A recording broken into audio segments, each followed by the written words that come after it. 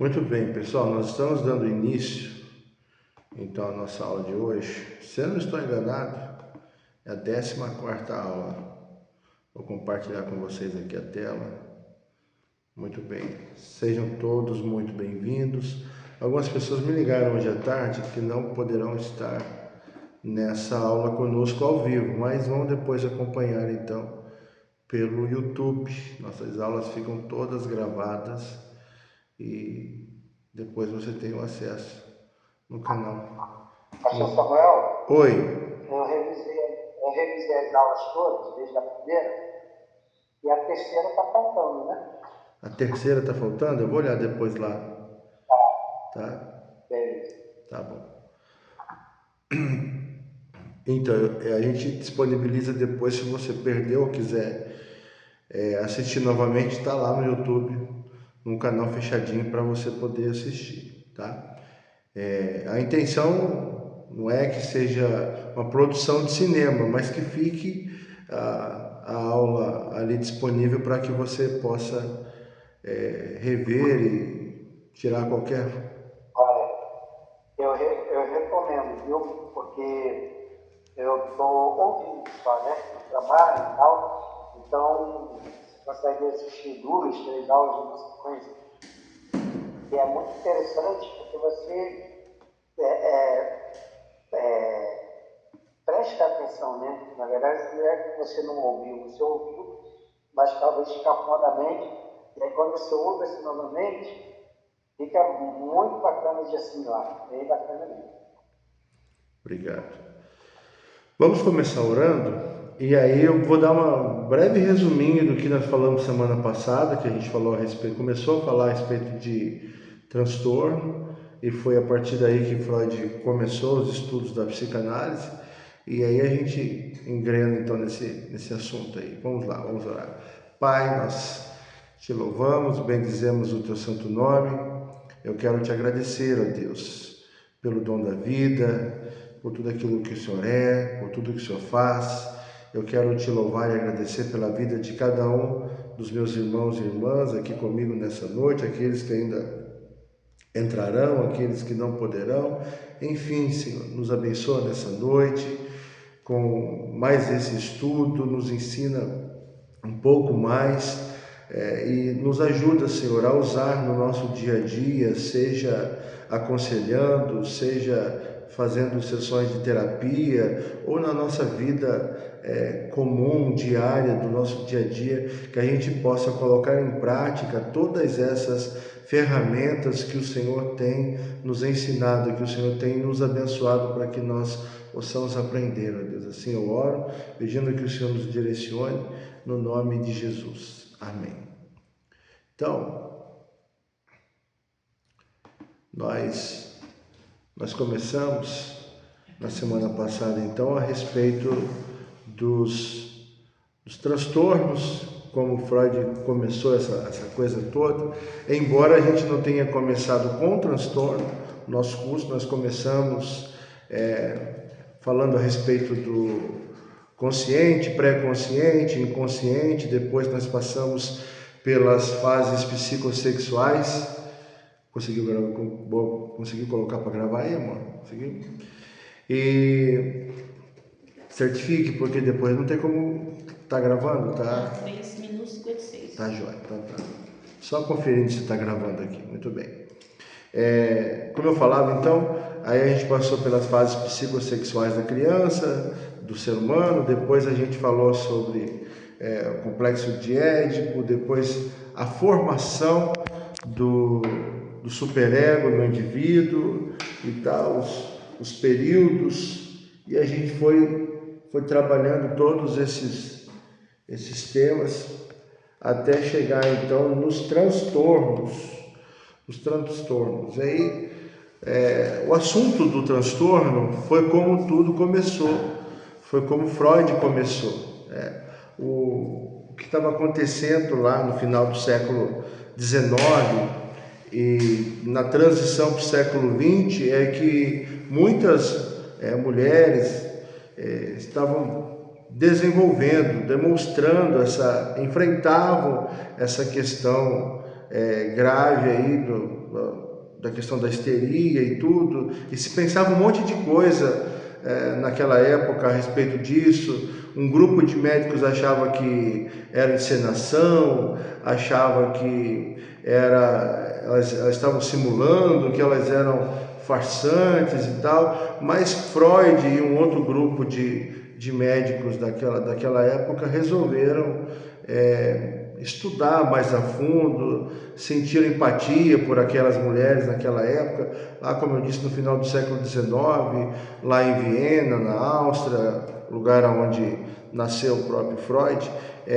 também em Paris, que na época era o berço aí da medicina orgânica e da neurologia, enfim, vou ler aqui que daí a gente resume de forma mais precisa e a gente caminha para o próximo ponto.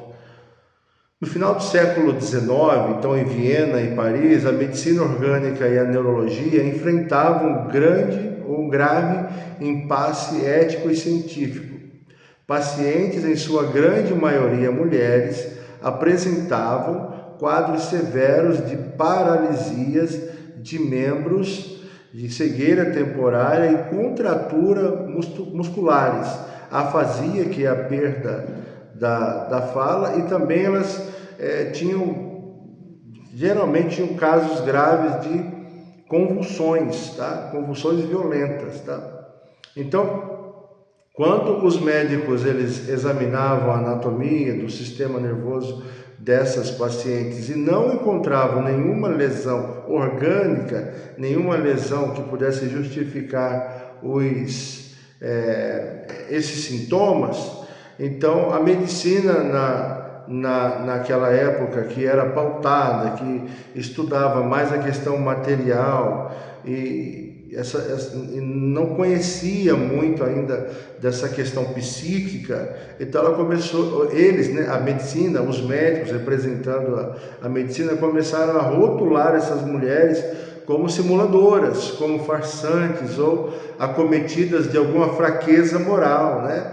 E aí o nome que se dava na época também era útero vagante, origem da palavra histeria. Então, na mente dos médicos daquela época, a mulher estava com algum desses problemas, tá? E aí é que entra Freud nessa história, tá? Freud ainda era um jovem médico, um jovem neurologista, tá? Só aceitar aqui. Um jovem neurologista que começou então a estudar melhor esses casos. Ele recusou-se a descartar a dor dessas mulheres, a dor dessas pacientes. Ele foi percebendo que, embora o corpo não apresentasse então uma lesão biológica, algo que justificasse todo aqueles sintomas, ele percebeu que o sofrimento dessas mulheres era real, era uma coisa que realmente estava acontecendo, que elas não estavam simulando, estavam fazendo algum tipo de farsa. Não. Freud ele recusou-se a pensar como os médicos da época, e é aí que por causa disso, que toda a medicina naquela época começou a mudar. Gente, você não tem ideia, eu falei isso nas primeiras aulas, mas a partir dos estudos de Freud, muita coisa mudou. As artes mudaram, a medicina mudou, a forma de encarar a vida e o mundo, essa questão de pensar também na dor da alma, da psique, e não pensar somente na questão biológica, na questão do corpo, mudou. Assim como, por exemplo, Einstein mudou a física, Freud ele mudou a medicina, porque foi a partir dele que termos, por exemplo, como doença psicossomática, somatizando, psiquismo e tantos outros termos que nós temos hoje, eles começaram a ser apresentados para a sociedade, para o mundo, a partir desse camarada aí do nome feio aí, o tal do Sigmund Freud, tá? Então é isso, ele começou a olhar para esse sofrimento real das mulheres lá do final do século XIX, início do século XX, e aí começou a estudar cada vez mais, primeira tópica, segunda tópica, transtorno de histeria, né, e tal, neurose, aquela coisa toda, e aí nós temos, tudo que nós temos hoje é baseado nesse começo de Freud e de um amigo dele, que aparece aí na mesma época, no mesmo cenário, mas que não teve tanta proeminência como Freud, tá? Que é o Joseph Breuer, mas é Breuer o nome, né? Então, deixa eu aumentar aqui o meu planinho de estudo aqui. Freud pensava o seguinte, então, que para terminar esse terceiro parágrafo aqui, percebeu que, embora o corpo não apresentasse uma lesão biológica, o sofrimento das mulheres era real. E se o corpo físico estava intacto, então a causa do sintoma precisava estar em outra dimensão. Foi aí que ele começou a estudar e começou a entender e apresentar para nós um pouco mais a respeito da psique humana, tá? Aí, letra B aí, né? Joseph Breuer compartilhou com Freud o atendimento de uma paciente chamada Ana, tá? Uma jovem de elevada cultura, uma jovem que tinha uma posição, né, grande na sociedade da época, e ela havia desenvolvido sintomas graves enquanto cuidava do pai doente. E Breuer observou que, ao colocar Ana em estado de hipnose e permitir que ela falasse livremente sobre as suas memórias dolorosas ligadas ao início de cada sintoma, o sintoma ia desaparecendo. E aí algumas pessoas ficam chocadas, né, quando a gente fala assim, conta que naquela época as questões da mente humana eram tratadas com hipnose. É isso aí mesmo, gente, até hoje é muito usado, tá? Até mesmo na psicanálise. Eu fiz curso de hipnose também, só que não uso, não me sinto bem, não gosto, não uso, prefiro a livre associação, né, ou associação livre, que é melhor, você não precisa levar a pessoa a nenhum estado de transe, a hipnose ou coisa assim, e aí eu penso que seja melhor, mas tenho amigos que fazem, são bons nisso, e funciona. Quando a pessoa está suscetível, quando ela aceita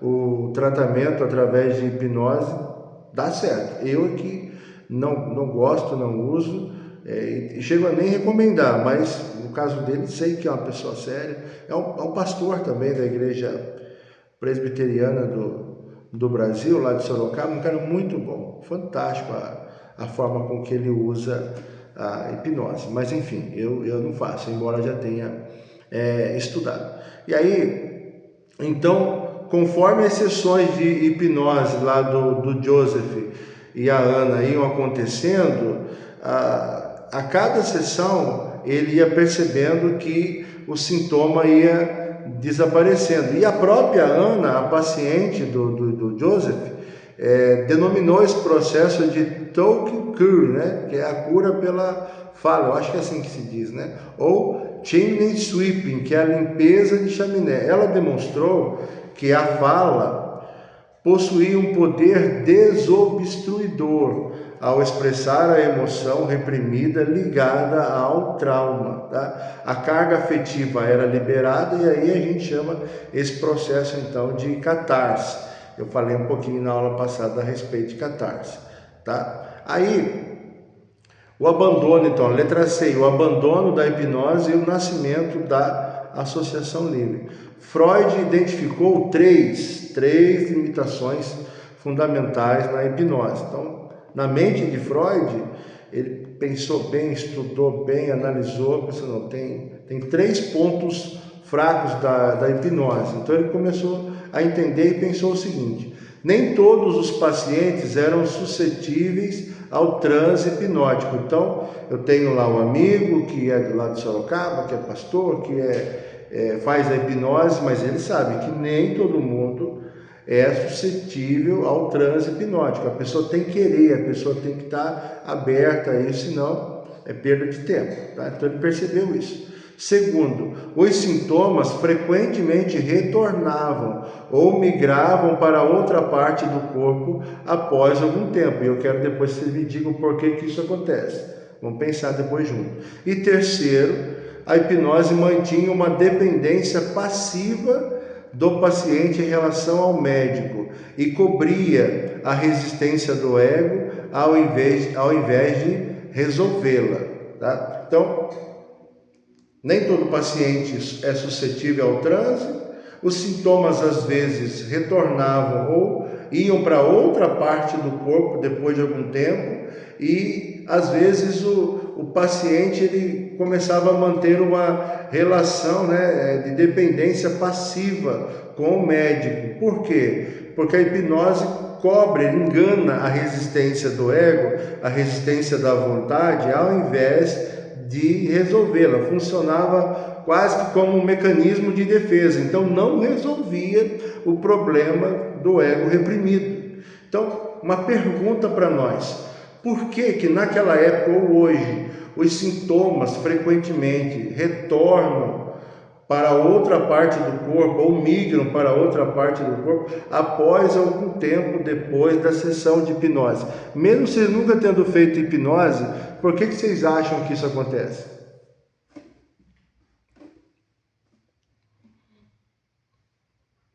Vocês não precisam brigar para responder, não. Pode ser um de cada vez. Porque de repente, porque a hipnose não fez efeito e o tratamento não está sendo feito da maneira correta, talvez, não está na linha correta, não está conseguindo se identificar qual é o problema. Quem mais? Pode ter pergunta, por favor? Posso.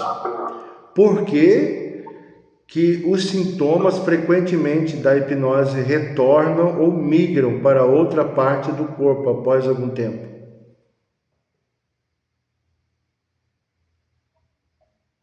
Tem a ver pelo fato da pessoa não falar, não verbalizar aquilo conscientemente, porque a gente, quando fala da terapia, a gente fala justamente sobre a fala, né? Será que eu caminho por aí? É por aí a resposta, é isso mesmo. A questão da hipnose é o transe leva a pessoa a se abrir de forma inconsciente.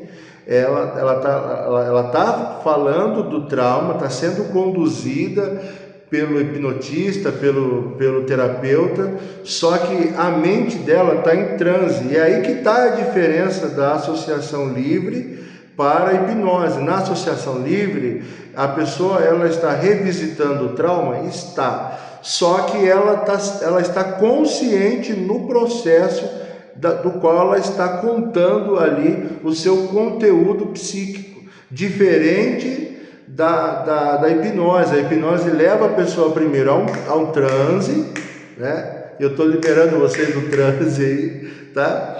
E aí a pessoa fala, e à medida em que ela fala, a mente, né, o consciente vai sendo liberado, mas ou inconsciente também, mas ela não está 100% consciente daquilo que ela está fazendo. Então pode ser, às vezes acontecia, às vezes acontece, da pessoa revisitar de novo aquele trauma, então ele migrar, ele ir para uma outra parte, tá?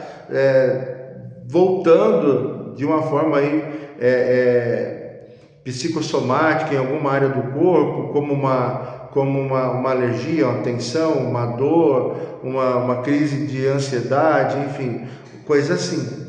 E a resposta também está no terceiro aqui, ó, tá? Por que às vezes volta, retorna, migra para outra parte após um tempo? Por quê?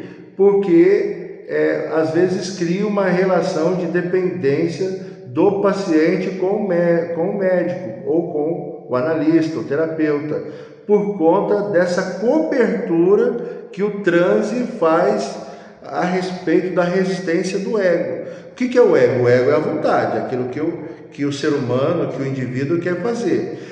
O transe da hipnose cobre o ego, cobre, tá? E é por isso que ele às vezes volta, ou então ele gera essa dependência passiva do paciente, da pessoa ali que está sendo analisada com o psicanalista, o terapeuta, certo? Aqui está falando a respeito do médico, porque Freud ele era médico, né? Ele inventou a psicanálise, mas era médico, por isso que usa o termo médico aqui. Então, diante disso, alguma dúvida aí?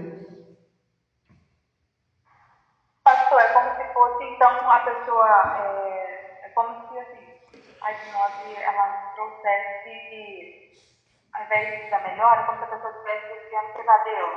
E aí... Não, é como se a pessoa, depois do transe, depois de ter sido hipnotizada, aquela pessoa, e ela ter falado tudo aquilo que o terapeuta conduziu ela para colocar para fora, quando ela coloca tudo para fora, ela vai lá, mexe no trauma, expõe o trauma e ela se sente bem, porque aquela dor que estava reprimida ou suprimida, estava recalcada ou coisa assim, ela sai.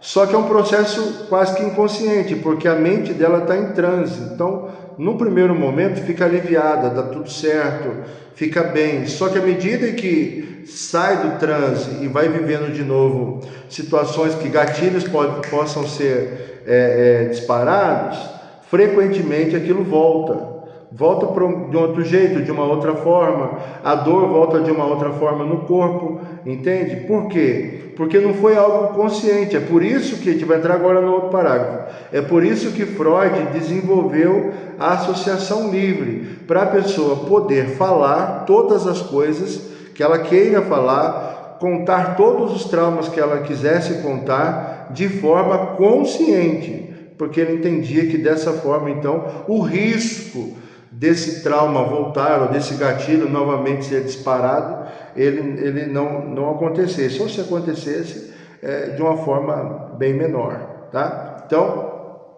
diante disso, Freud desenvolveu a regra fundamental da psicanálise, que é a associação livre, tá? O paciente, então, ele era ou é convidado a deitar-se e dizer absolutamente tudo que lhe vinha à mente, o que lhe vem à mente, tá? Então, assim, hoje, com muitos estudos, a partir do que Freud ensinou e outros grandes pensadores da psicanálise, a gente já tem mais caminhos para perguntar, para pesquisar, para montar o que eu chamo desse quebra-cabeça analítico, né? Ou psicanalítico, só que na época de Freud não tinha nada, então ele desenvolveu a associação livre e falou assim, deixa a pessoa falar o que ela quiser. Então sentava lá no divã, deitava no divã, sentava na poltrona lá, e aí o paciente olhava para o Freud, e agora fale o que você quiser. E à medida que ia falando, ele ia pegando alguns pontos que ele achava que dava para trabalhar, e aí as perguntas começavam a surgir, tá? É comum os terapeutas ainda fazerem isso, tá? Às vezes o paciente não fala, não conversa muito, não fica à vontade na sessão de terapia, e aí fica aquele silêncio, e não se preocupe com o silêncio, porque na psicanálise o silêncio também fala, e às vezes o silêncio fala até mais do que o que a própria pessoa fala mesmo. Então, quando você percebe que não vai sair daquela situação, ou quando você perceber que não vai sair daquela situação, você fala para a pessoa, fale sobre algum assunto que você queira falar, que você goste, ou que você não goste, fale daquilo que te incomoda, fale daquilo que você se sente bem, e a pessoa vai começar a falar. E a partir daí, você vai prestando bem atenção, vai analisando tudo aquilo que está sendo falado para você, e quem sabe ali você pinça algum assunto, você percebe algum assunto, e a partir dali você desenvolve a sua sessão, a sua terapia com relação a esse indivíduo ou essa indivídua, tá? Então não se preocupe com o silêncio. Quando você estiver fazendo sessão de terapia, não se preocupe com o silêncio. O silêncio dentro do set analítico é normal, tá? O silêncio fala muita coisa, ou não fala muita coisa, e o não falar já é uma forma de fala, tá bom?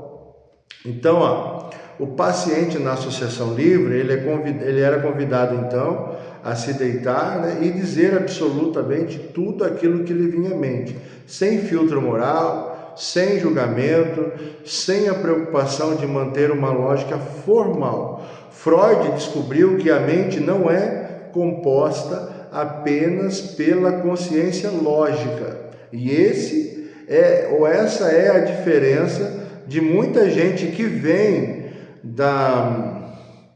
do aconselhamento para o SET analítico. Porque no aconselhamento a gente escuta toda a problemática, no aconselhamento a gente ouve tudo aquilo que aconteceu, ouve as partes, e aí dentro dos princípios bíblicos, que é o nosso caso, dentro dos princípios bíblicos, a gente traz uma resolução, né, do problema. Na psicanálise, a gente está menos preocupado com a resolução do problema naquele primeiro momento. Nossa via de trabalho ali é tentar acessar esses conteúdos reprimidos, traumáticos, que estão lá no inconsciente dessa pessoa. Então a gente sabe que não precisa tanta pressa assim. É lógico que quem já está acostumado com sessão de terapia, já faz terapia, já chega e já desembucha, já fala logo, olha, está acontecendo isso, está acontecendo aquilo, eu acho que estou assim, acho que eu estou assado, é muito mais rápido. Mas quando a pessoa nunca fez terapia, então a gente não vai fazer a mesma abordagem do aconselhamento, porque a forma de tratar as questões da mente humana com relação à terapia é diferente, embora a abordagem seja parecida, elas são diferentes uma da outra, tá? O aconselhamento é 1-2 horas ali, você vai no cerne do problema, você tem um problema, traz a solução e fala para a pessoa, faz assim que vai dar certo. Agora, na terapia a gente está tentando ajudar a pessoa a descobrir o que causou aquele trauma e o que aquele trauma está fazendo na vida daquela pessoa, certo? Alguma dúvida aí? Pergunte agora. Samuel, boa noite, tudo bem, pessoal? Eu ia até te mandar um áudio, acabou que eu não mandei, mas era falar sobre um caso, pessoa que eu estava conversando, né, em terapia, então ela está com muitas situações, já teve caso depressivo, já tentou suicídio no passado, né, agora ela é uma senhora, mas na prática terapeuta, eu lembro uma coisa que você ensinou, que é o seguinte, o que a gente tem que ofertar para a pessoa, a gente tem que dar o máximo naquele dia, né, ajudar da melhor forma, né. E teve um dia que ela estava muito, muito chateada mesmo. Eu falei com ela que Deus estava com ela, né, porque como é uma terapia cristã, e a pessoa é cristã, além de analisar, de perceber, eu descobri muitas coisas no passado que fizeram ela ser dessa forma, muita culpa, um sentimento de culpa. E aos pouquinhos fui, né, tô acompanhando o caso e percebendo essa situação dela, quando ela estava muito chateada, eu fui dando também alguns conselhos bíblicos, né, falando que Deus estava com ela, falando dela fazer orações, né, além desse cuidado, ela perdoar o passado dos pais dela, etc. Faz sentido, né? Quando está no caso mais... Não é um aconselhamento, mas é uma pincelada de aconselhamento. Deu para me entender? A gente precisa fazer o acolhimento do nosso paciente, da nossa paciente, né? As pessoas chegam com dores, chegam com traumas, traumatizadas, querendo ajuda, e é muito difícil no começo conseguir fazer essa dicotomia, essa separação do que é terapia e do que é aconselhamento. A gente acaba, eu fiz muito isso, e se não me policiar, eu faço até hoje. Deixa eu aceitar uma pessoa chegando aqui, peraí. Hoje eu estou sozinho, geralmente a Radassa está comigo. Peraí só um pouquinho, eu vou voltar, não vou perder o assunto não.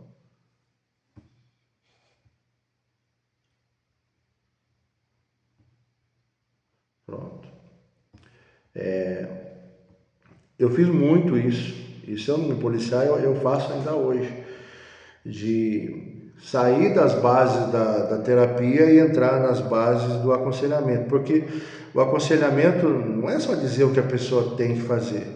O aconselhamento, uma das fases do aconselhamento é acolher a pessoa que está sofrendo a dor ali naquele momento, né?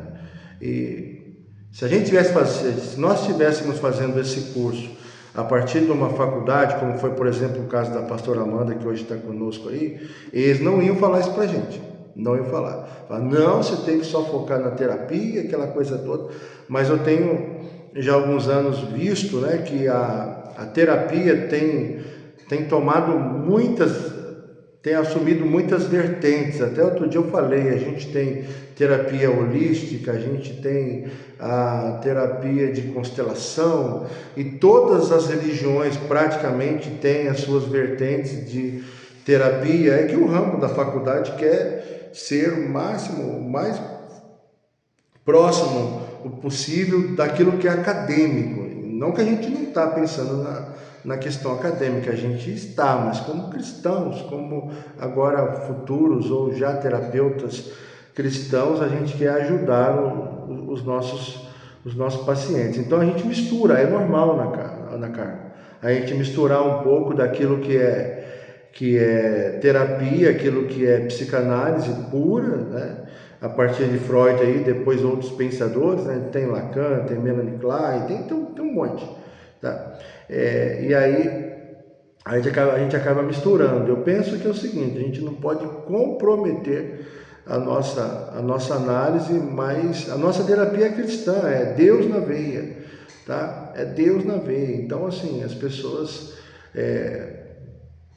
A terapia já ajuda muito, imagine com essa situação de colocando então aí a palavra de Deus, o próprio Cristo, inserindo nesse acolhimento. Eu penso que a gente vai conseguir ajudar todo mundo, porque algumas pessoas procuram a terapia, mas elas não conseguem viver tudo aquilo que está sendo passado ali para elas. Algumas vão desistir no meio do caminho, mas para aquelas que querem e vão até o final, funciona, dá certo. E aí a gente coloca essa pitada aí de Deus no negócio, fica muito bom, tá? Não vou citar nome, mas tem pacientes meus que foram pacientes e que hoje estão fazendo terapia. Pessoas que a gente ajudou há não muito tempo atrás e hoje, graças a Deus, estão caminhando aí para ser até terapeuta. Então é o poder que a palavra de Deus tem, e a terapia, a psicanálise é uma ferramenta para que Deus use ainda mais a nossa vida. É assim que eu tenho pensado já há muito tempo. Quando eu comecei a fazer psicanálise, alguém perguntou para mim por que eu estava querendo fazer isso. Acho que foi meu pai que perguntou: por que você quer fazer isso? Vai ser coisa de doido. Que é o pensamento de muitas pessoas antigas, né? No caso do meu pai, era esse pensamento na época. Depois ele mudou.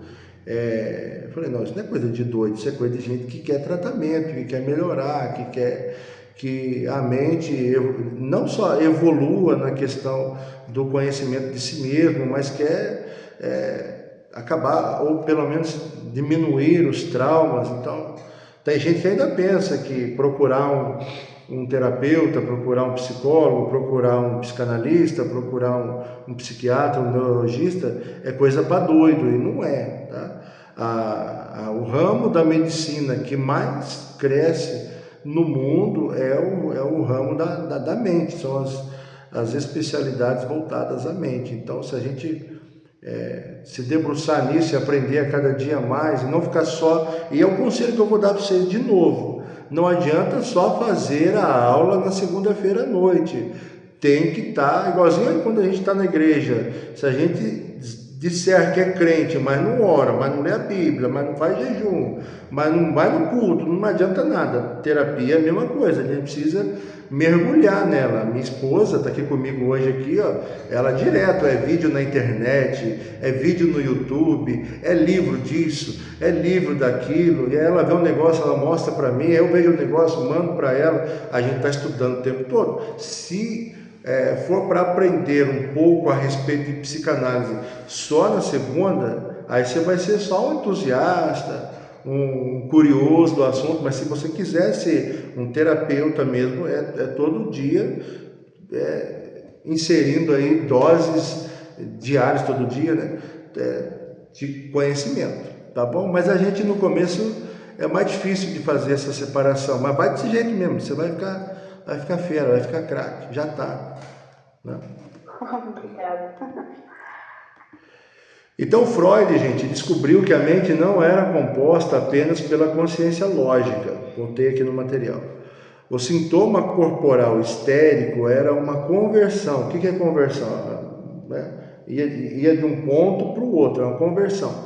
A mente, para poupar o sujeito de uma dor psíquica insuportável, transformava o conflito lá dentro dela, emocional reprimido, em uma paralisia ou uma dor física, tá? Então, é esse tipo de maquiagem que a mente fazia. Ao invés de sentir toda a dor lá no cérebro, lá na mente, aquela coisa toda, ela mandava essa dor ou essa paralisia para alguma parte do corpo, transformava isso numa paralisia ou numa dor física. E aí foi que Freud começou a entender que o corpo, ele expressava aquilo que a boca havia calado, né? Então tem um monte de gente aí com fibromialgia, tem um monte de gente aí com dores nas articulações, com manchas pelo corpo, com cabelo caindo. Como é que é o nome da doença do cabelo lá? Não é alopécia? Alopécia, não é? Alopecia. Alopecia, o cabelo cai, aí cai só num lado da cabeça, às vezes aqui na fronte, aqui do lado, às vezes lá atrás, cai só, às vezes começa a estourar a unha, começa a descamar a mão, é tudo o corpo dizendo aquilo que a boca não falou, que a mente não colocou para fora, tá? E já na época do Freud isso acontecia. Agora, para a gente ir a fundo mesmo nesse assunto, por que isso começou a aumentar e começou a aparecer mais no final do século XIX, na época de Freud? Por que, gente? Consegue pegar água para mim, não? Acho que tem um copinho. É uma pergunta, pode... Vamos pensar junto. O que aconteceu no mundo para que isso passasse ou fez com que começasse a acontecer, sobretudo com as mulheres? O que aconteceu no mundo?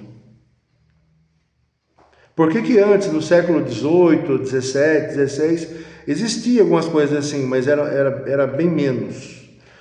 Qual que é o motivo sociológico da histeria aparecer no mundo na visão de vocês?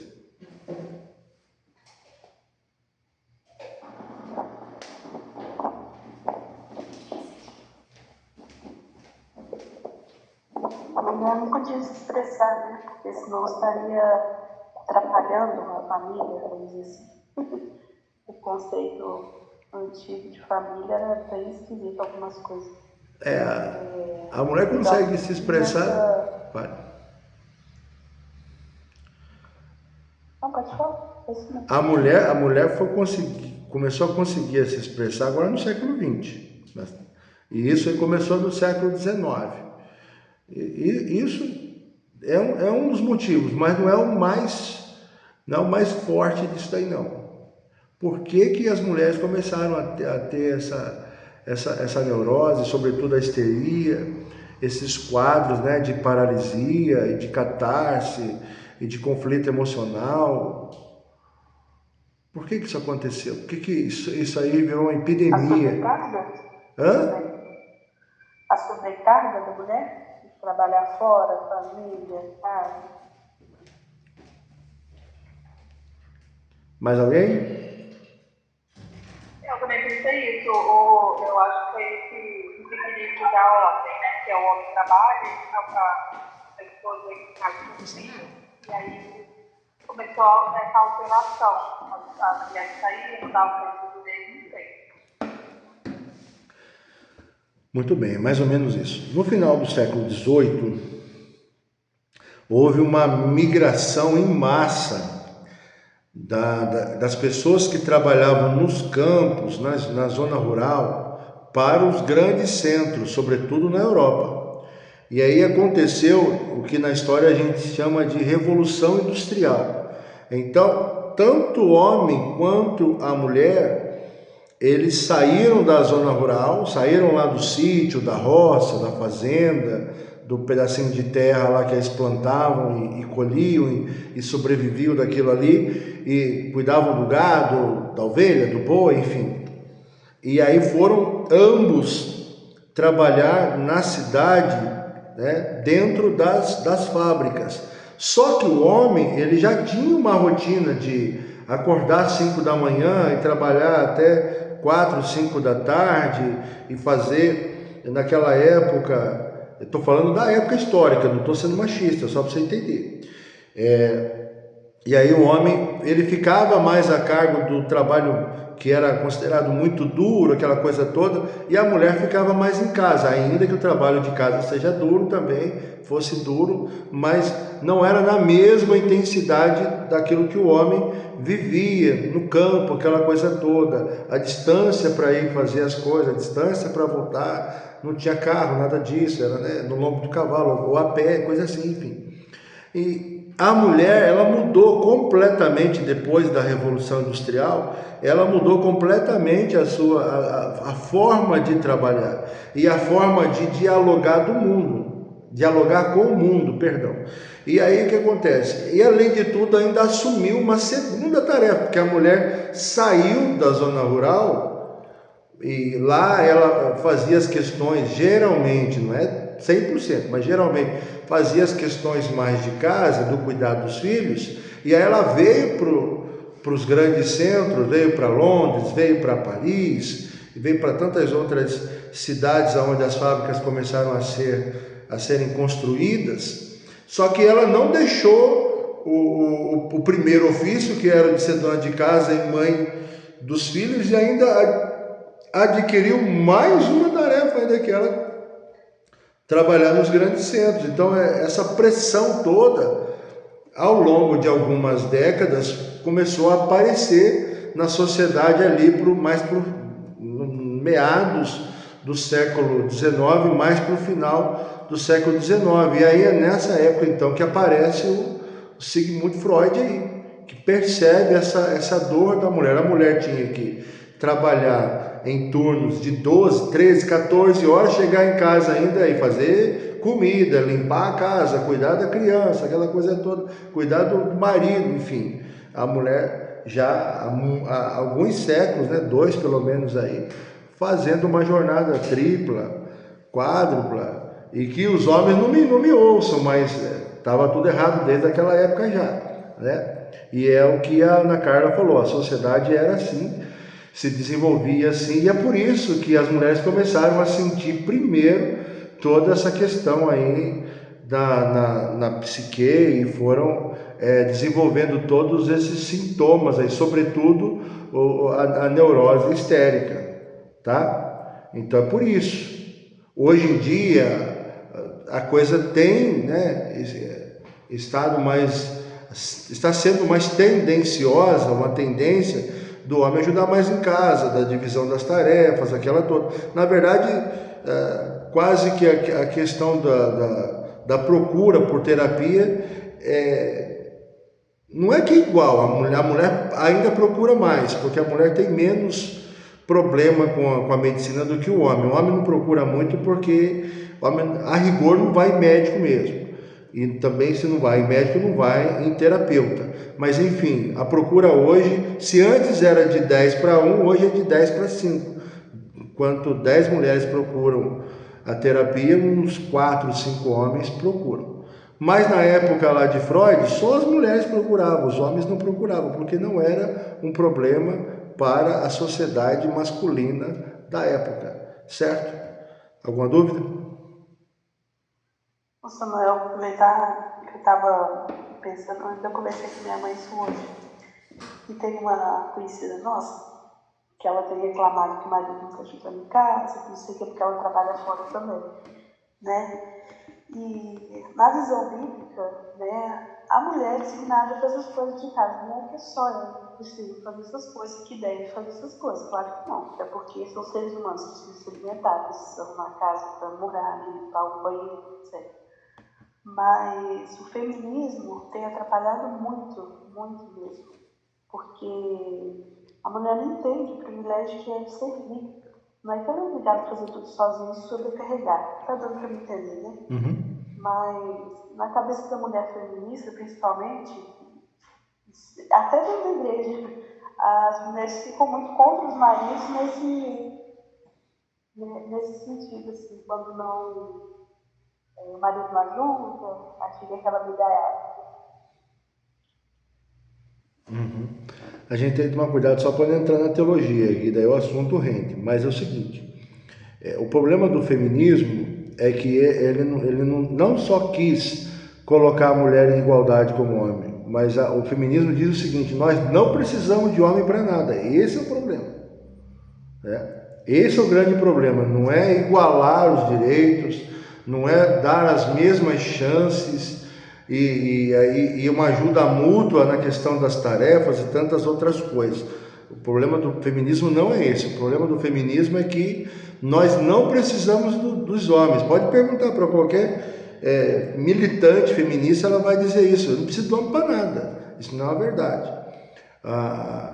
Isso, na verdade, é um ataque contra a família disfarçado de direitos das mulheres, que as feministas pregam. Mas, enfim, é um tema bem, bem profundo e a gente fica o resto da nossa aula falando disso. Mas a igreja... A minha pergunta seria... Pode falar. A minha pergunta seria só o seguinte, como eu aconselhar uma pessoa que tem até a base cristã, mas não é aconselhar, né? Aí que pega nisso aí. Mas como ajudar a pessoa a ter as suas sinapses e para que ela chegue ao entendimento que, sim, Deus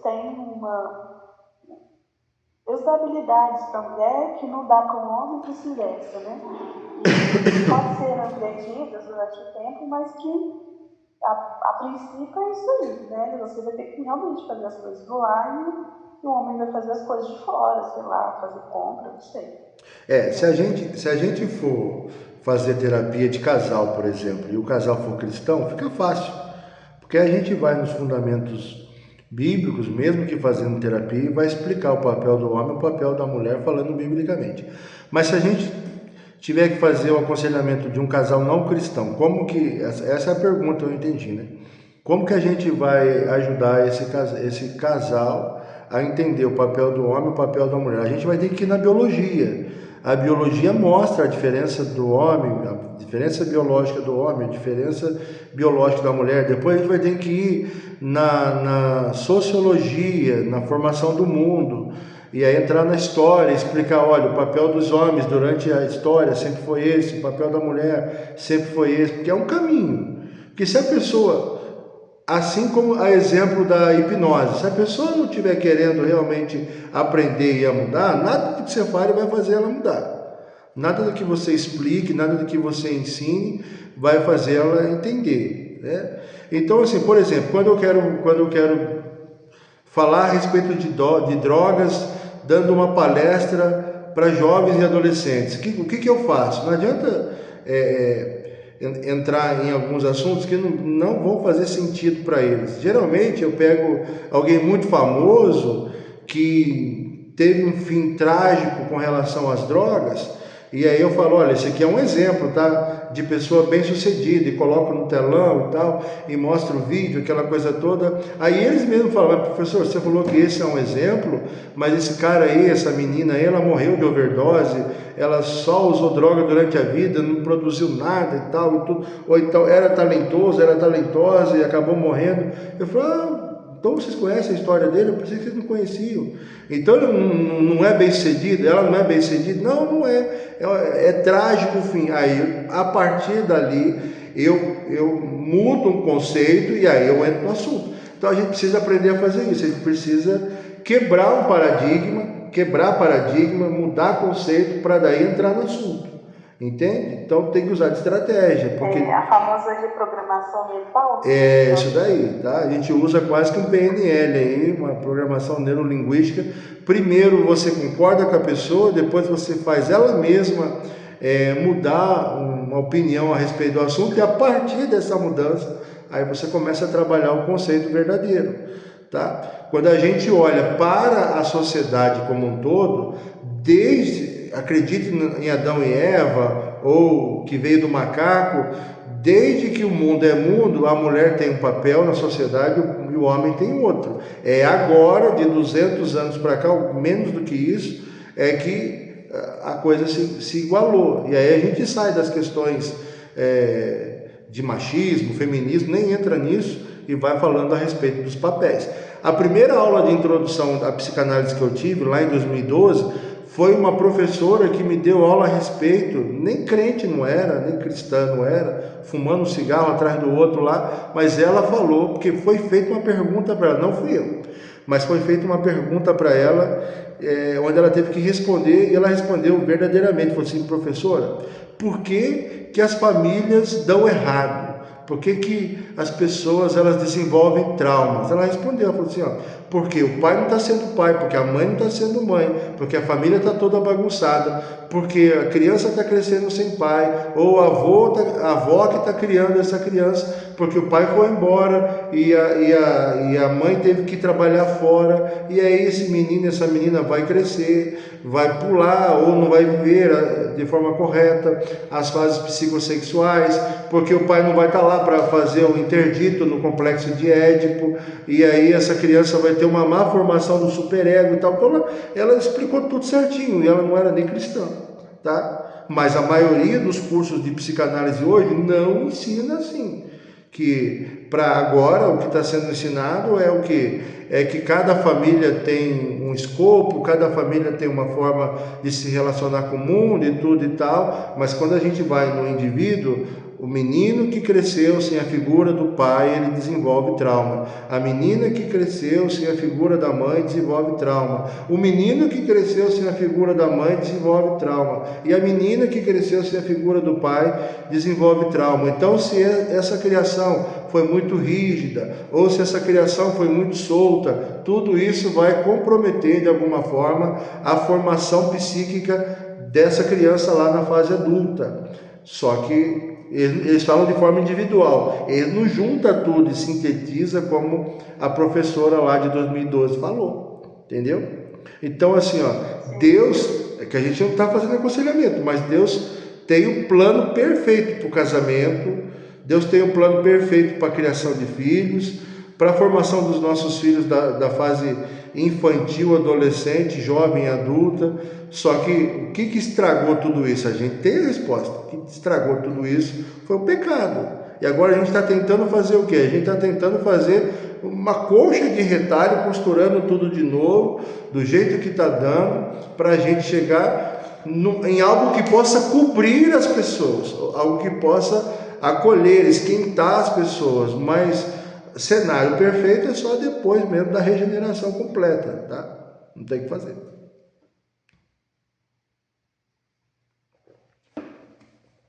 Mais alguma dúvida? Vamos caminhar aqui. A gente sempre trabalha então com a questão da integração teológica. O que a Bíblia fala a respeito de um assunto como esse que nós estamos tratando aqui diante da ótica de Freud? Então é o seguinte, a antropologia bíblica ela ensina que o ser humano é uma unidade integrada, tá? Ou seja, corpo, alma e espírito caminham juntos. O silenciamento das emoções e dos conflitos internos produz destruição física e psíquica. É por isso que lá no Salmo 32,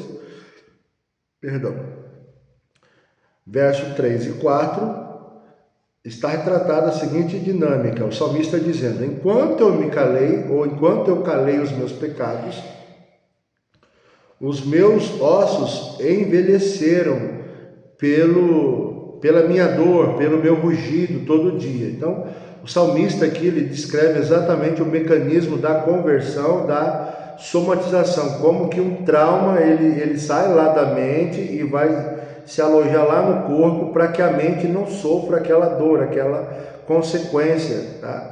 Então, o conflito moral e emocional mantido em segredo adoece o corpo físico, tá? E aí, a associação livre, no contexto da terapia cristã, representa então a busca pela verdade interna sem máscara, né? Ou sem as máscaras da religiosidade de fachada, em conformidade com João 8,32, palavra de Jesus. E conhecereis a verdade, e a verdade vos libertará. O apóstolo Tiago, irmão de Jesus, ele fala o seguinte, ele fala assim, ó, confessai os vossos pecados uns aos outros, porque assim vocês vão ser sarados. O apóstolo, tem gente achando que é Freud que ensinou essa verdade, é nada. É o Espírito Santo falando através da boca do irmão de Jesus aí, ó. Vocês querem ser curados? Vocês querem sarar? Vocês querem ficar joinha? Comecem a confessar o pecado de vocês uns para os outros. Vocês vão ser sarados. Vocês vão melhorar. Só que, o que acontece? A Maria vai lá e confessa o pecado para o pastor Samuel, e ela fica bem, só que daqui a pouco ela descobre que o pastor Samuel contou o pecado dela para alguém. É isso que infelizmente acontece na igreja às vezes, né? Então, assim, difícil hoje é encontrar pessoas, e a gente não vai deixar de fazer por causa que tem problema, mas tem que fazer, só que tem que tomar cuidado com quem a gente conta, para que aquilo não seja espalhado por aí. Apesar de que, se todo mundo estiver sabendo também, não tem mais do que o inimigo da nossa vida, das nossas almas, te acusar de nada mais, porque aí todo mundo já sabe, então não tem mais do que acusar, né? Mas é difícil, eu sei que é. Então a gente não vai deixar de fazer isso, mas vai tomar cuidado para não fazer com qualquer pessoa. E a Maria pode confessar para mim que eu não vou contar para todo mundo, não. Era só um exemplo, né? Era só uma esquete aqui. 1.2, o conceito de neurose e o seu desenvolvimento psíquico. A definição estrutural da neurose.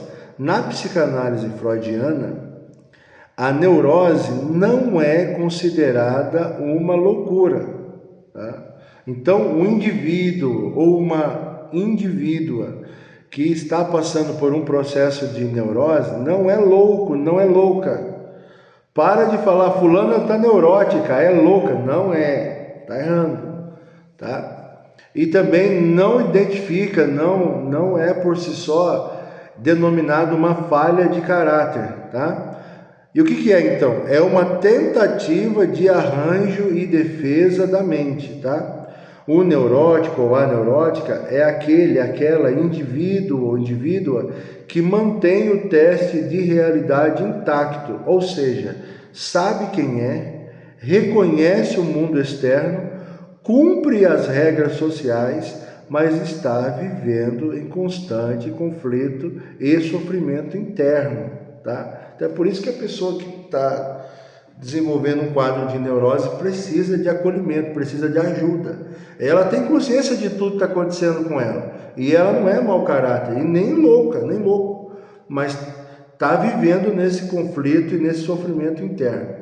Como é que a gente entende, então, passo a passo aqui do desenvolvimento da neurose na mente? A mente neurótica constrói o seu quadro psicopatológico através de uma cadeia dinâmica em 4 etapas. Então, são 4 estações aí, são 4 etapas para que a neurose desenvolva o seu quadro psicopatológico. Palavra ruim de falar.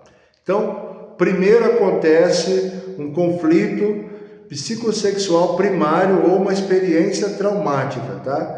Nas fases iniciais do desenvolvimento oral, anal ou fálica, a criança vivencia desejos, impulsos ou sofrimentos afetivos intensos, medo de abandono, raiva da autoridade, ciúme édipico, né? O ciúme da criança lá, o ciúme do pai, o ciúme da mãe, que ela pensa que é o marido dela, ou é a esposa dele, aquela coisa toda. Então acontece alguma coisa lá na fase psicossexual, ou então um trauma acontece na vida daquela criança, tá? 2, aí a interdição moral, o superego entra em ação. Ao entrar em contato com a lei paterna e os valores morais religiosos, o psiquismo avalia aquele impulso primitivo como algo inaceitável ou pecaminoso, gerando angústia, tá? Então, não posso fazer, isso é pecado, estou dando exemplo, né? Fulano é casada, fulano é casado, aquela coisa toda, né? Então, e aí fica aquela guerra entre o superego e o ego. Então, se não pode fazer, o ego vai fazer o quê? Vai acontecer o recalque, vai acontecer a repressão, né? O ego incapaz de tolerar a culpa daquele conflito, ele pensa, eu não vou conseguir conviver com isso, as pessoas vão descobrir como é que eu vou chegar diante de Deus, como é que vai ser minha vida. Antes mesmo de dar continuidade, a culpa já começa a acontecer. Então ele empurra a ideia ou a memória incompatível para o inconsciente novamente. E aí o sujeito esquece, não é que esquece, né? Uma camada de proteção, um mecanismo de defesa é acionado aqui, que é o recalque, né? O fato é esquecido, mas não é, né? Só é empurrado lá no inconsciente. E a carga afetiva, ela fica lá ativa no porão da mente, vai lá, coloca lá no fundo do inconsciente, mas está lá, tá? E depois o que acontece? É aí que surge o sintoma neurótico. Por quê? Porque há o retorno daquilo que havia sido recalcado. Então, como o conteúdo recalcado pressiona para voltar de novo, para aparecer na mão do ego lá, o ego é forçado a um acordo de compromisso. Ele está querendo fazer, mas sabe que o superego já barrou. Ele está querendo fazer, mas ele sabe que não pode. Então, o desejo inconsciente burla, engana a censura do superego e retorna disfarçado, na forma de ansiedade, de fobia, de medo, de obsessão ou sintoma somático. A mente, ela tenta de alguma forma falar, ela tenta de alguma forma colocar para fora, tá? Às vezes acontece, a pessoa tem um pesadelo, tem um sonho, e a pessoa às vezes fica assim, ó, tem um sonho absurdo lá, alguma coisa, matou alguém, ou um impulso sexual dos mais lá da época de Sodoma e Gomorra mesmo, a pessoa fica, nossa, mas como que eu pensei nisso? A mente, a psique tentando fazer esse engano, burlar a censura do superego, disfarçando em forma então de crise de ansiedade, de fobia, de obsessão, de sintoma somático e até mesmo às vezes com sonhos, pesadelos, essa coisa toda aí, certo? Alguma dúvida aqui de como a neurose, o sintoma neurótico acontece na mente do ser humano?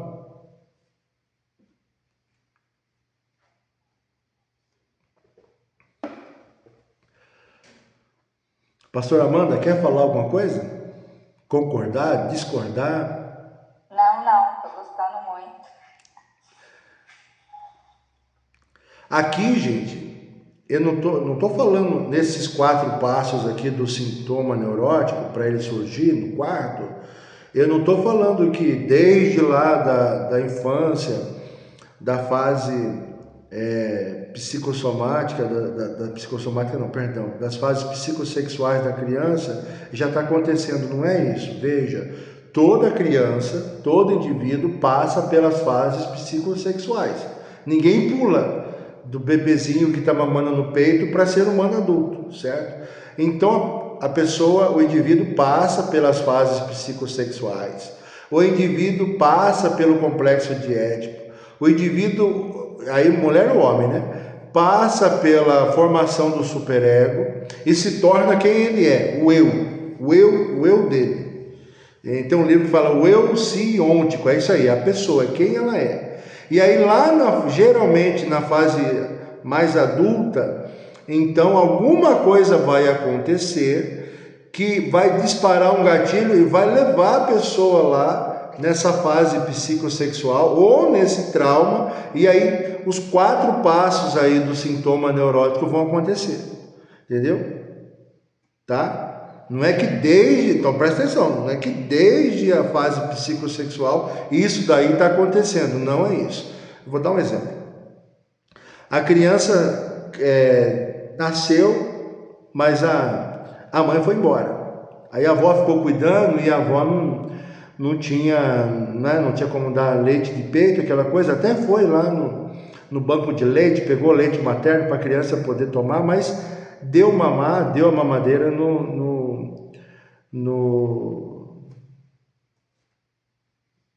colo ali para aquela criança, mas não é a mãe e não ofereceu o seio. Então aquela criança cresceu ali na fase oral sem o contato com a mãe. A avó ajudou muito. A avó ela ajudou. E aquela criança nem enquanto criancinha, depois começou a andar, começou a falar, aquela coisa toda, nem sabia que tinha algum problema dela ter sido criada pela avó. Mas quando ela começou a fazer 4, 5 anos, que ela foi entrando para a fase de formação ali do Édipo, aquela coisa toda, e de construção do superego, ela começou a olhar para as outras crianças e percebeu que a mãe não era mãe, era a avó. E aí ela começa a, mesmo que inconsciente, fazer essas perguntas internas. Cadê a minha mãe? Por que minha mãe abandonou? E perguntou para a avó. Vó, e estava até chamando a avó de mãe e tal. Vó, mãe, por que a senhora é mais velha? E aí o tio está chamando a mãe de mãe, está chamando a criança de sobrinho, sobrinha, e a avó naquela saia justa, cresce mais um pouquinho, 5, 6 anos, a avó fala assim, olha, é porque a mãe não é mãe, a mãe é vó. Pronto, gerou um trauma na criança, porque ela vai começar a entender que foi abandonada pela mãe. Vamos dizer que é uma menina, certo? Aí essa menina cresceu, passou a fase édipica, passou a fase da formação do superego, ela entrou na adolescência, agora tem 19 anos, tem 18, 19 anos. Aí ela começou a namorar com um rapazinho. Do nada o rapazinho arruma outra namorada e vai embora e abandona essa menina. O que vai acontecer com essa menina? Ela vai acionar, disparar, o gatilho do abandono da mãe. E aí que ela começa a viver todos esses. Já viveu o primeiro lá, mas ele volta e começa a viver o segundo, o terceiro, até entrar no 4º passo aqui, que é esse desejo inconsciente de burlar a censura do superego disfarçado, né? Em forma de ansiedade, fobia, obsessão, porque sofrer por amor, todo mundo sofre.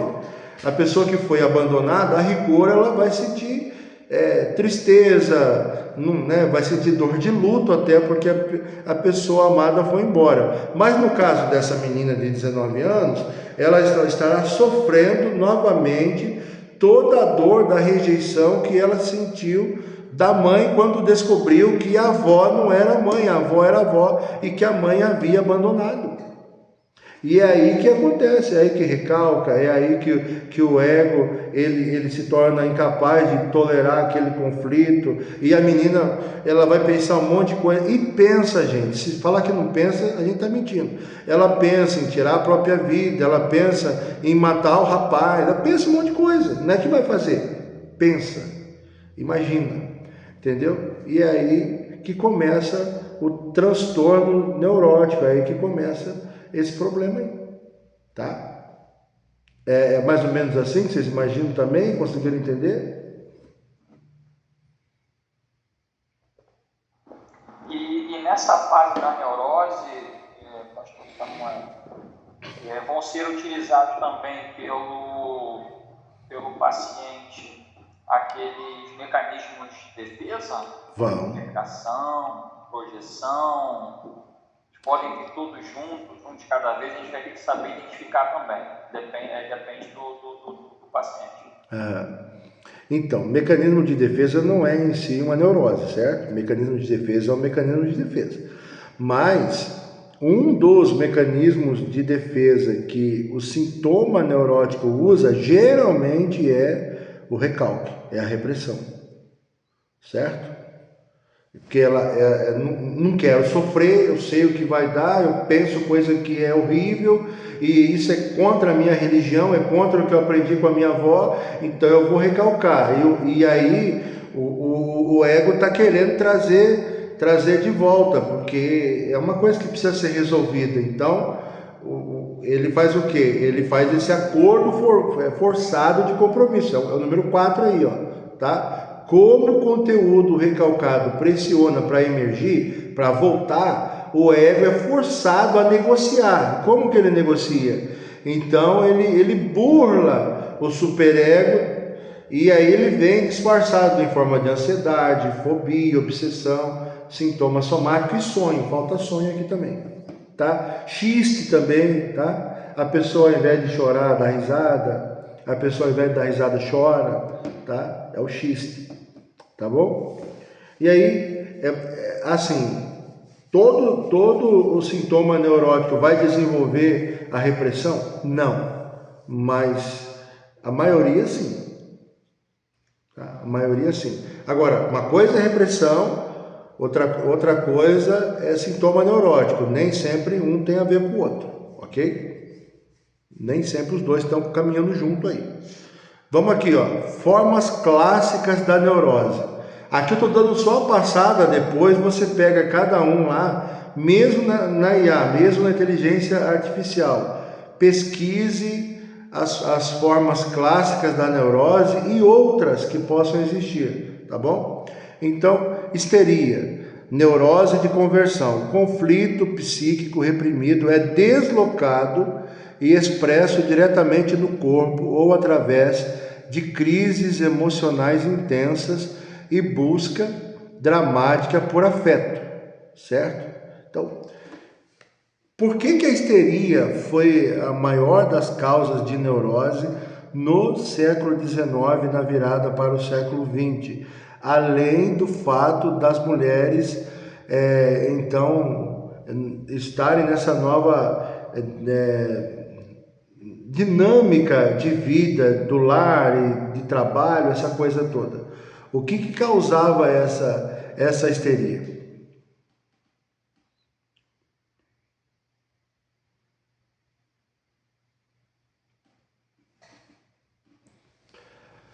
Pode chutar, não sabe, chuta.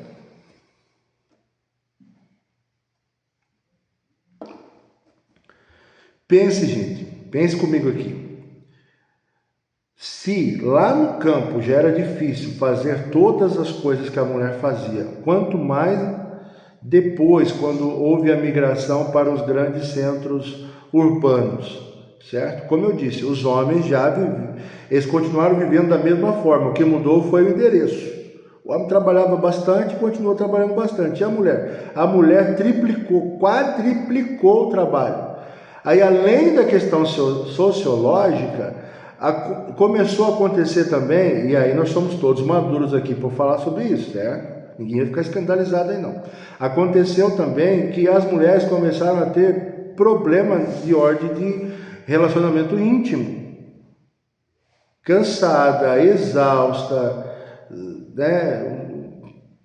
E tendo que cuidar de criança, da casa, do bonitão, do marido, e ainda trabalhar 12, 13, 14 horas.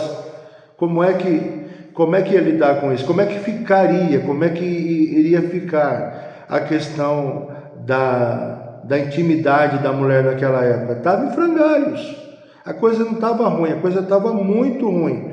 E a maioria das mulheres chegavam nos consultórios com esse tipo de problema, com a histeria, tá? Não é porque é o problema psicossexual na infância, a maioria não tinha nada disso, tá? Elas estavam reprimidas, elas tinham antes uma vida de casada da vida comum, normal, e agora tudo isso estava sendo afetado por uma carga muito grande de responsabilidade e física e de trabalho, essa coisa toda, e isso estava afetando a vida, os hormônios, a vida das mulheres na época, tá? É tanto, gente, que um dos tratamentos, não se escandalize, nós estamos falando aqui dentro da matéria, cientificamente, eu estou como professor e não se escandalize.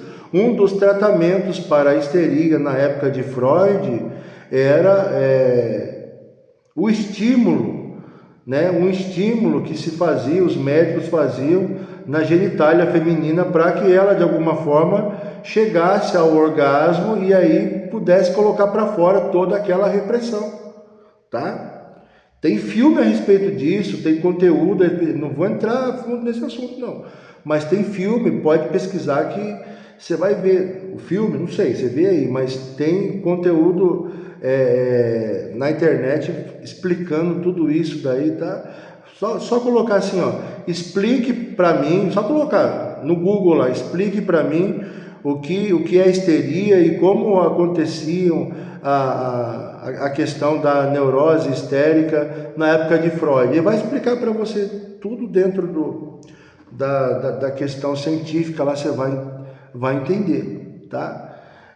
No curso, eu não sei se a pastora Amanda foi assim, mas no curso que eu fiz de 2 anos, curso técnico, a gente chegou a ver filme a respeito disso. Nossa, pastor, você viu o filme? Calma, o filme não ficava mostrando as coisas não, mas dava a entender que estava sendo ali feito ali, né, a massagem na genitália feminina, vamos dizer assim, né, o estímulo na genitália feminina lá da época, para poder elas saírem daquela crise neurótica, aquela coisa toda, porque elas estavam reprimidas. Muitos homens da época não tinham o entendimento que se tem hoje. A medicina achava que era algo que as mulheres estavam inventando, achavam que era uma peça teatral da mulher, a mulher estava exagerando. Ninguém, ou quase ninguém, pouca gente na medicina conseguia entender que aquilo, na verdade, era um processo da mente que estava sendo desenvolvido no corpo. Freud e o amigo dele que começam e outras pessoas, mais eles ali, a pesquisar a respeito do assunto. Então, a coisa estava difícil para as mulheres daquela época, sobretudo na Europa. E é daí que... Então, tem gente que não conhece Freud, fala assim, Freud era um sádico, ele queria ficar bulinando as mulheres, estudando criança, não tem nada disso, gente. Entendeu? Muita coisa do que a gente sabe, do que a medicina sabe, do que a medicina fala a respeito da psique, é porque esse pessoal estudou a respeito disso. Tá? Talvez o método não fosse o mais apropriado, mas não tinha método nenhum, tinha nada. Então, as experimentações, as coisas que foram sendo desenvolvidas e depois aprimoradas, faz com que a gente tenha tudo o que nós temos hoje, faz com que a gente possa, por exemplo, está tendo essa conversa aqui, tá? Essa aula aqui, tá bom? Então tem a histeria, algumas formas clássicas aqui, tem a histeria, tá? Neurose de conversão, conflito psíquico reprimido é deslocado e aí ele vai aparecer diretamente no corpo ou através de crises emocionais intensas e busca dramática por afeto, tá? Segundo, neurose obsessiva, o ego desloca o conflito para o plano do pensamento abstrato e do controle rígido. O superego torna-se um carrasco inflexível. O sujeito é invadido por pensamentos intrusivos e realiza rituais compulsivos de anulação para aliviar a culpa inconsciente. Por exemplo, a pessoa está com muita raiva, vai lá e dá um soco na parede, quebra alguma coisa, pega um pedaço de cabo de vassoura, começa a bater na perna, começa a bater no braço. O adolescente vai lá hoje, se corta, tá? Neurose obsessiva. E tem também a neurose fóbica, tá? Vem de medo, vem de angústia, tá? A histeria de angústia. A angústia interna de um conflito inconsciente é deslocada, tá, para um objeto ou situação externa delimitada, tá? Medo de altura, medo de lugar, medo de lugar fechado, medo de multidão, tá? Então, evitar o objeto fóbico traz a ilusão de controle sobre a angústia interna. Então, a pessoa vem para a sessão de psicanálise, a gente está acabando já. A pessoa vem para a sessão de psicanálise e fala assim, eu tenho medo, como por exemplo aconteceu comigo, a menina tinha medo de dirigir, tinha medo de vacina, tinha medo do próprio marido, e aí 1 ano e meio de terapia, a gente foi trabalhando essas fobias, foi fazendo com que ela entendesse, através das perguntas certas e do direcionamento certo, de que aquilo não era um medo real que ela tinha, era uma forma que o inconsciente dela deslocou o trauma que ela havia sofrido, porque essa menina, falo menina, mas já é uma senhora, essa menina havia sido abusada pelo tio, e aí o reprimir isso daí, o ter tentado contar para a mãe, e a mãe não acreditou, tentou contar para o pai, e o pai ainda deu uma surra nela, então levou isso para a vida adulta, e aí isso foi transformado, foi deslocado, tá, para um objeto de medo, de fobia. Hoje dirige, tomou todas as vacinas que tinha que tomar e tal. Só a questão do marido que eu não conversei mais, eu não sei se conseguiu resolver, tá? Mas, digamos assim, de 5 coisas que tinha medo, umas 4 a gente conseguiu ajudá-la a resolver, porque a gente foi trabalhando essa questão do conflito interno, tá? Para a gente terminar essa aula de hoje, então, o conflito teológico no neurótico. Como é que age o neurótico quando pensa na palavra, quando pensa em Deus, essa coisa toda? O neurótico frequentemente projeta a imagem de um pai severo ou de um superego tirânico na figura de Deus. Na cabeça do neurótico, ele não pode fazer nada, porque Deus é um carrasco. Deus não ama ele, não pode fazer nada. Se ele fizer, Deus vai zangar com ele, Deus vai punir, Deus vai disciplinar. Então é assim que ele enxerga Deus. Ele enxerga Deus como um pai que não deixa ele fazer nada, tá? Para a gente entender aqui, o neurótico é o filho mais velho da parábola do filho pródigo. O pai nunca proibiu ele de nada, e aí quando o irmão volta, ele ouve festa, ele fica sabendo que tem dança, e aí ele não entra na festa, alguém avisa o pai vem conversar com ele, e ele fala assim, eu trabalho a vida toda com o Senhor, e nunca me deste um cabrito para festejar com os meus amigos. A resposta do pai é, filho, tudo que é meu é seu. Ou seja, em outras palavras, se você não pegou, foi porque você não quis. Estava tudo aí para você usufruir. Porque ele achava que esse pai era um pai tirânico, né? Era um pai severo. Então, o neurótico, na questão religiosa, ele vive uma religiosidade legalista. Ele não pode nada. Não pode nada. Tudo é pecado, tudo não pode. Ele não tem liberdade. O versículo que o apóstolo Paulo escreve assim, para a liberdade que vocês foram chamados, não existe para o neurótico, tá? Por causa dessa religiosidade legalista. Não é que pode fazer tudo, mas ele não pode fazer nada, tá? Então, é baseada no medo da punição, é usando o ativismo, né? Porque a pessoa tem que estar o tempo inteiro fazendo tudo na igreja, segunda, quarta, quinta, sexta, sábado, domingo, porque ele tem medo que se ficar um dia sem fazer algo na igreja, ele erre, ou ela erre. Então tem que ficar o tempo todo nesse ativismo, aquela coisa toda. Tá? Usando rituais ríspidos, né? Para tentar expiar a culpa inconsciente, então é quase que um penitente 24 horas. Não, eu tenho que fazer jejum segunda, terça, quarta, quinta, sexta. Não, eu não posso. Se ele for casar e tiver lá uma taça de champanhe, ele não pode tomar o gole da champanhe, porque senão ele vai pecar contra Deus, essa coisa toda, né? Então, por quê? Porque ele tem uma culpa inconsciente o tempo todo. Por quê? Porque o superego dele foi formado dentro da tirania, tá? Então, qual é o papel do terapeuta cristão? O papel do terapeuta cristão é auxiliá-lo a transicionar da voz acusadora do superego para o descanso na graça divina. É quase que o terapeuta não é, mas quase, né? A figura do pai do filho pródigo. Ele fala para o filho pródigo: você estava morto, mas reviveu. Havia se perdido e foi achado. E ele fala essa mesma coisa para o filho mais velho: seu irmão estava morto, mas reviveu. Estava perdido e foi achado. Então a gente não vai mudar conceito teológico na cabeça dessa pessoa aí que buscou terapia cristã. A gente vai fazer com que essa pessoa, a partir da pergunta certa, caminho certo, fazer com que ela enxergue a graça de Deus. Deus não é um Deus permissivo que fica deixando a gente fazer o que a gente quer. Mas Deus também não é esse Deus que não pode fazer nada.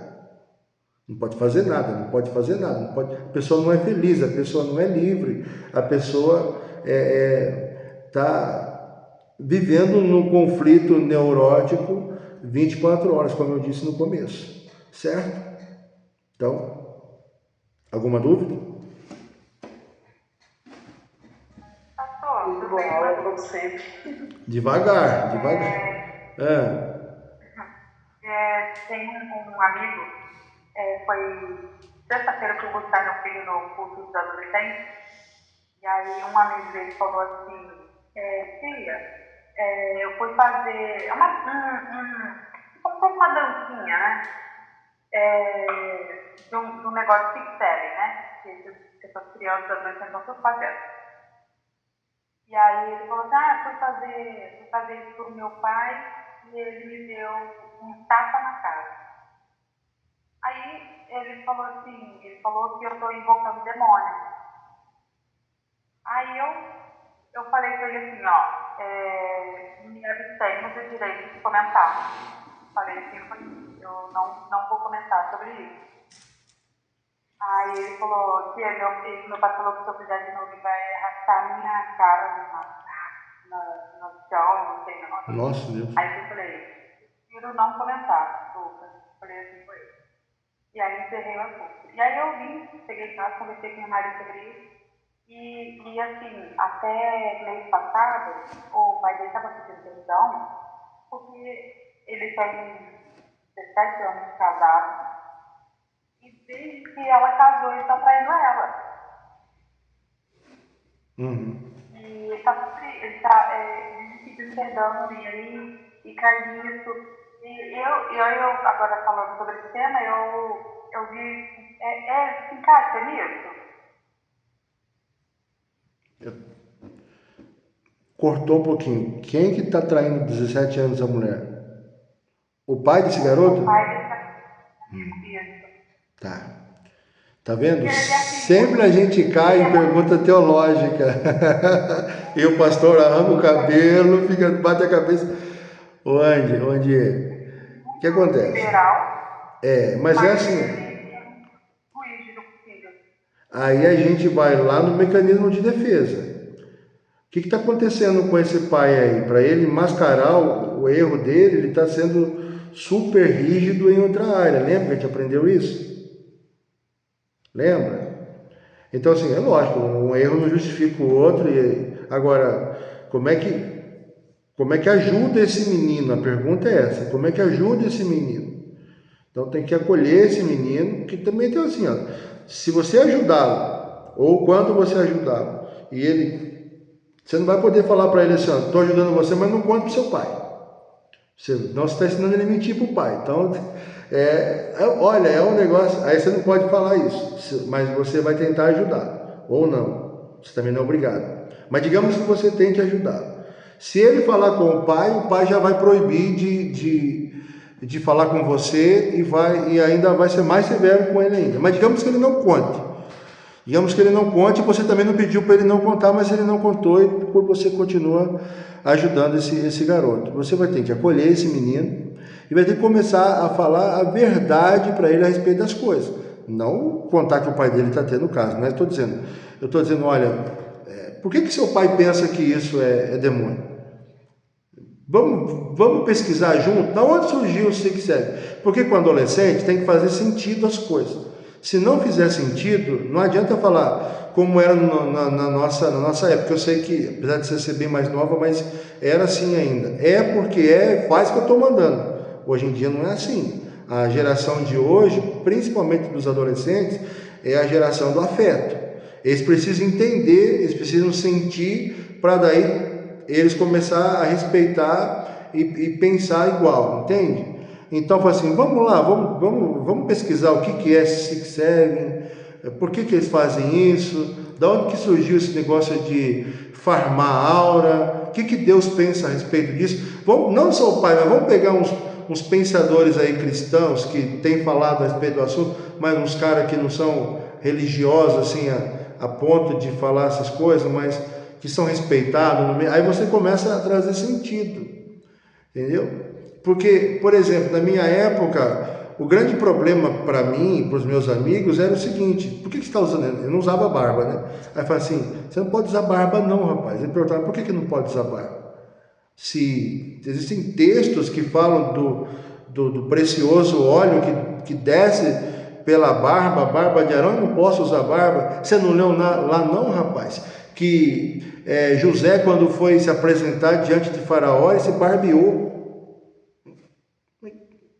José se barbeou porque ele estava preso, estava todo lanhado lá, e era costume do Egito os homens serem barbeados para se apresentar diante de Faraó, mas eu não sabia responder essas coisas, e se eu respondesse também a um pastor, ao meu pai nessa época aí, apanhava, esfregava a minha cara no muro também. Mas aí, até estava falando outro dia numa pregação a respeito dele, um amigo nosso, da nossa família, que não era parente, mas tinha o mesmo sobrenome, ele falava assim: Samuel, tenha paciência, você vai crescer, e além de você ser uma pessoa diferente disso que seu pai está sendo, você vai ajudar muitos garotos a responder isso de uma forma correta. E isso acontece hoje. Eu chamo os meninos, as meninas, os filhos, os amigos dos filhos: senta aí, eu vou explicar para você. Sabe por que é assim? É por causa disso, é por causa disso. E aí a gente tem a oportunidade de criar essa conexão, entendeu? Só chegar e falar assim: seu pai está errado, seu pai é um ignorante, não resolve. Entendeu? A fala é de acolhimento. Tenha paciência com seu pai. Sabe por que ele é assim? Porque fizeram isso também com ele só está replicando o comportamento, mas olha que legal, agora você já está aprendendo de forma diferente, você vai crescer, vai chegar essa hora, não afronta seu pai não, se ele não gosta, não faz isso para ele não provoca ele não, porque isso também talvez o Six Seven não seja do diabo, mas afrontar o seu pai é uma estratégia do diabo, aí você vai mudar as coisas, entendeu? Então é isso. E a gente não vai mudar o mundo e nem a concepção das pessoas de um dia para o outro. Isso eu já aprendi. Então é conta a gota, é todo dia um pouquinho, é todo dia uma dose, e as pessoas vão mudando. Vai chegar uma hora que elas vão entrar no esquema, ou não, às vezes não entram. Lembra da história que eu contei para vocês, né? Do garoto lá que a gente acabou não conseguindo ajudar, mas enfim, nem vou entrar no assunto. Mas muita gente a gente vai conseguir ajudar, muita gente vai melhorar, muita gente vai mudar e vai dar tudo certo. Não é isso? Assim que funciona a caminhada com Cristo. Se a gente, no processo todo aí, se a gente conseguir ser instrumento de Deus para ajudar e a salvar alguns, lembre-se, para Jesus o valor de uma alma é maior do que o mundo todo. Então, vai dar certo. Tá? Jamais mandar ele enfrentar o pai e jamais mentir de qualquer forma. Você vai conversar, quer conversar com ele, conversa. Se ele contar para o pai, se o pai virar a cara para você, o que você vai fazer? Ora por ele, tá? Ora pelo garoto para que Deus levante outras pessoas, enfim, é isso aí. Beleza, gente? Um beijo no coração de vocês. Um beijo no coração de vocês. Lembrem-se, vocês são psicanalistas. Quando estiverem na sessão de terapia, tentem ao máximo ser psicanalista. Não conseguiu, não se cobre. Deus vai estar usando você do mesmo jeito no aconselhamento e vai dar tudo certo. Ah, mas e se alguém falar alguma coisa? Fala assim: olha só, eu sou terapeuta, é CBO. Código Brasileiro de Ocupação, 2575, eu não lembro agora o número certo lá, tá? Eu ajudo as pessoas do jeito que eu consigo ajudar, tá? Tem terapia até do capeta para ajudar as pessoas, não pode ter de Jesus? Então, a palavra é feia, mas não enche meu saco, dá paz para mim, tá? Pode falar, pastor Amanda. Pastor, muito bom essa aula.